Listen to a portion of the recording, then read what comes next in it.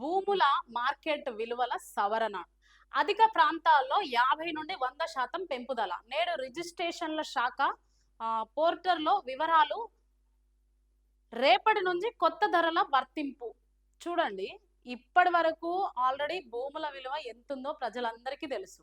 ఇప్పుడు మళ్ళీ ఏం చేస్తున్నారంటే కొత్త సవరణలు తీసుకొస్తూ భూముల రేట్లు పెంచే ప్రయత్నం అయితే చేస్తుంది మన ప్రభుత్వం. చూడండి,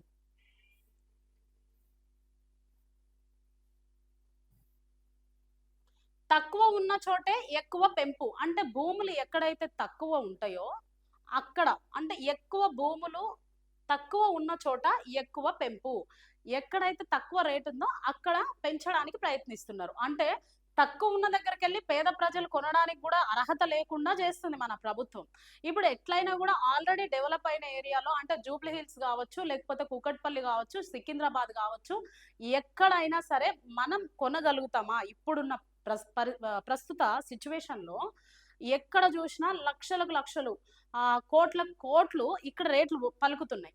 అయితే తక్కువ ఎక్కడున్నాయో అని పేద ప్రజలు ఏం చేస్తున్నారంటే, ఎక్కడైనా సిటీ అవుట్స్కట్స్ లో ఉన్నాయా, లేకుంటే ఇంకెక్కడైనా ఉన్నాయా, ఓఆర్ఆర్ సైడ్ ఉన్నాయా, ఇట్లా వెతుక్కొని మరి వెళ్ళి కొనడానికి ప్రయత్నాలు చేస్తున్నారు. ఎందుకంటే సొంత మిల్లు అనేది అందరికి కళ.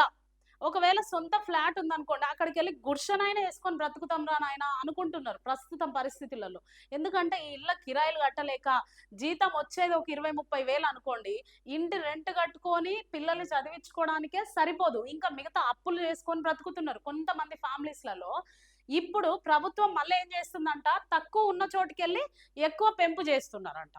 ఇది ఎంతవరకు కరెక్ట్ అసలు? అంటే పేద ప్రజలు తక్కువ ఉన్న దగ్గర కూడా వెళ్ళి కొనడానికి అర్హత లేకుండా చేస్తుంది మన ప్రభుత్వం.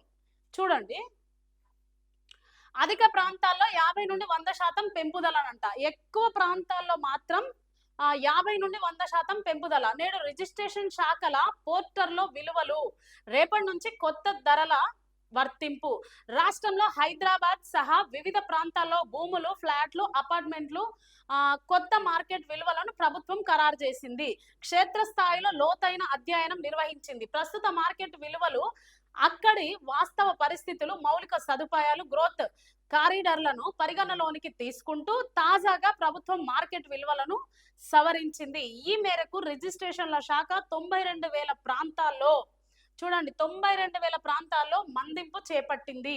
ప్రభుత్వం ఆమోదించిన కొత్త విలువలను అధికారికంగా గురువారం ఈ శాఖ పోర్టల్లో అప్డేట్ చేయనుంది. అంటే ఒకసారి బాగా ఆలోచించండి, ప్రభుత్వానికి ఏమో లాభం వస్తుందంట.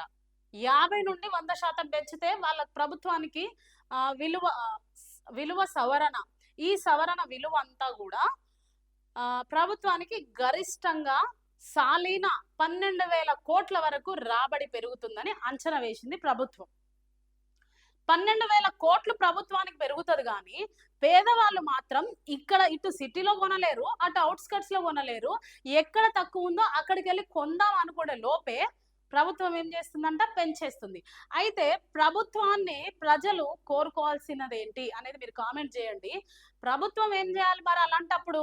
సిటీలో కూడా ఒక రేట్ ఫిక్స్ చేయాలి, అక్కడ కూడా ఒక రేట్ ఫిక్స్ చేయాలి, ఎక్కడైతే తక్కువ ఉన్నాయో అక్కడ కూడా.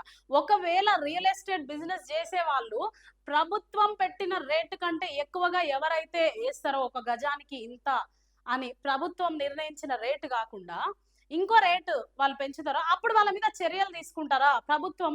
అలా చేయడానికి ప్రభుత్వానికి ఉందా దమ్ము? చూడండి, ఆలోచించండి.